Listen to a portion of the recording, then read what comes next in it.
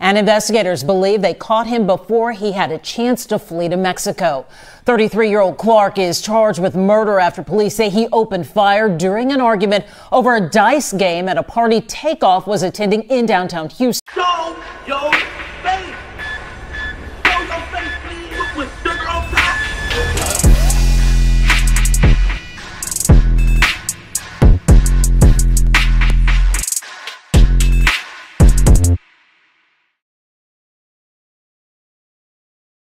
Hey, what's up, y'all? Y'all know my slogan.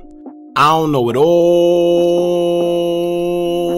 but I know what I've been through. Now, before we get into this video, please make sure you head on down to Instagram and follow us on our official Instagram page at Hookah Anonymous _. Alright? We're able to be a little more explicit, a little more uncensored, and share content freely without running the risk of having our channel terminated. So, once again, make sure you head on down to Instagram and follow us on our official Instagram page at Hookah Anonymous _. Alright, now let's get into what you guys came here to see. Now, more information has came out about Patrick Xavier Clark, aka DJ Pat, who is a popular Houston DJ, but these days he's known as the alleged killer of Migos rapper TakeOff.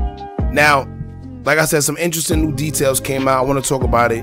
To be honest with you, he had his first court appearance for it. He was arraigned, and they had a news conference. The prosecutors, they said exactly what they have and why they believe it was him. We're going to get into it because everything they said is pretty much everything you can find on YouTube. You know, he didn't tell us anything that we didn't already know. It's almost like they themselves use YouTube to suspect DJ Pat as the killer. Now, they said it was a private party going on. We knew that. It was a dice game. We knew that. It was an argument that happened outside the bowling alley that led to the shooting. We knew that. He says TakeOff wasn't involved in the dice game or the argument. We already knew that. And the part that gets me is this. With them saying that TakeOff wasn't involved in anything, they still didn't give us a motive as to why they said, quote unquote, DJ Pat shot him then. You know, because clearly they know he had nothing to do with anything. So now tell us why allegedly DJ Pat had a motive to shoot and kill TakeOff, according to the police. You know, we all know by now from seeing the TMZ videos that it wasn't a straight bullet like they tried to force us to believe at first. However, they still saying that TakeOff wasn't the intended target. So guess what? Who was? Right? Now, according to court documents and authorities, they're saying that TakeOff alleged killer DJ Pat applied for an emergency passport days after killing TakeOff and booked a flight to Mexico. When police arrested him, he had large amounts of cash on him. Prosecutors claim he a flight risk for bond, so he can't get any type of bond. Also, they saying that when he was taken into custody, they used at least 10 or more policemen. They was wearing bulletproof vests and a whole bunch of gear, and they really trying to make this thing seem like, you know, big. You know, like what was this man possibly going to do with all them policemen? Not to mention while he was in the courtroom, it was like 10 police officers waiting on the side for him. They're really trying to make this thing big, but it's strange that a day or two after Lil Cam made his first court appearance for TakeOff's murder, right after we get breaking news that DJ Pat is the suspect. You know, I'm not going to say anybody's telling or anything because I think it's something fishy going on to begin with, but I do find that kind of strange. Literally a day or two after Lil Cam was arrested, now we have DJ Pat as a suspect. You know, and the fact that DJ Pat is being accused, they still haven't gave us a clear motive. They told us a bunch of blanket statements like, oh, due to ballistics and surveillance. Nah, we want to know clear cut what made y'all go after DJ Pat, because now you have a bunch of people that's actually from Houston and know of DJ Pat saying that something isn't right. Everyone's scratching their heads on this one. Now, there's a Facebook post floating around of DJ Pat's actual blood brother by the name of Joseph Clark III, and he got something to say about it. He said, quote, "My brother Patrick was charged with the murder of rapper TakeOff. I don't believe this is true. My brother is not a murderer. Thanks for those who have been reaching out and praying. God will definitely reveal the truth. Many things aren't adding up, but God is faithful." All right, so like I said, it's not adding up. A lot of people aren't agreeing with this. A lot of people who are actually from Houston is saying that he wouldn't do no such thing. Even in the comment section, the people that's commenting that actually knows DJ Pat or know of him is saying that this cannot be true at all. Like literally at all. All right. Now, also in the conference, the prosecutor said it was about 30 people outside, but not going to specify the exact number, even though they do know the number for whatever reason they're not. But at the time of the shooting, they say 30 plus people were present. And the only way they can accurately know that, to me, is if they have other surveillance that we haven't seen yet. Right? But they did admit that they do have surveillance footage, because from the videos we saw, you can't pinpoint how many people were actually outside. So how did they? You know, they begin to say all 30 people left the scene without giving a single statement to police in regards to the case, and they want people to come forward. Now, they already admitted that there's other surveillance videos that they received and cell phone footage that they received. So if y'all have all that, you don't need anybody to come forward, because you can't fake surveillance videos.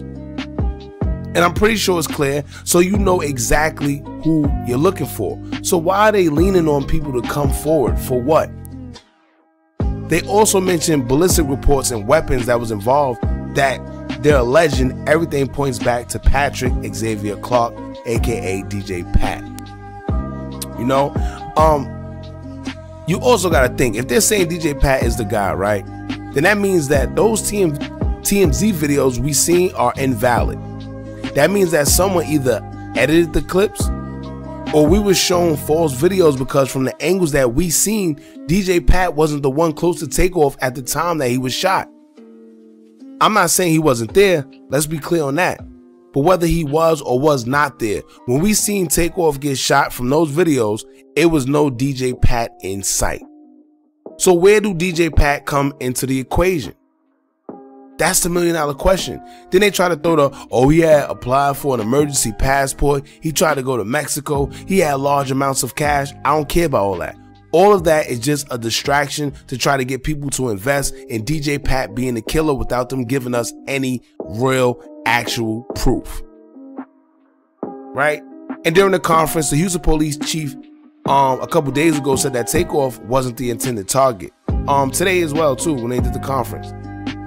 Now, we've been hearing that since the case started, but somehow nobody can tell us who the intended target was in the first place. And if he wasn't the intended target, then who was? You know, who was? Quavo? Because that's who was arguing, right? But I find it funny how everybody was close to Quavo, and we seen from the videos that TakeOff was nowhere near them.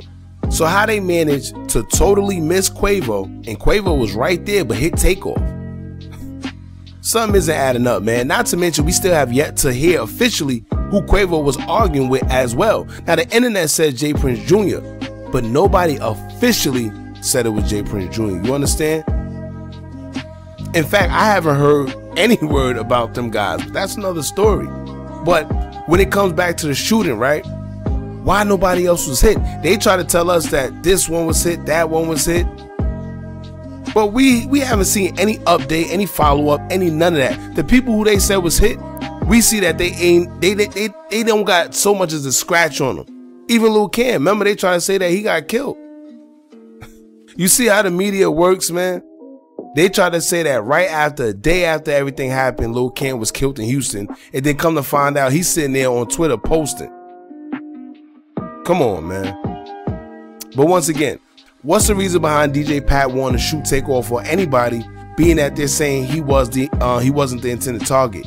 What would make DJ Pat, out of all people, who's a local DJ, want to shoot somebody?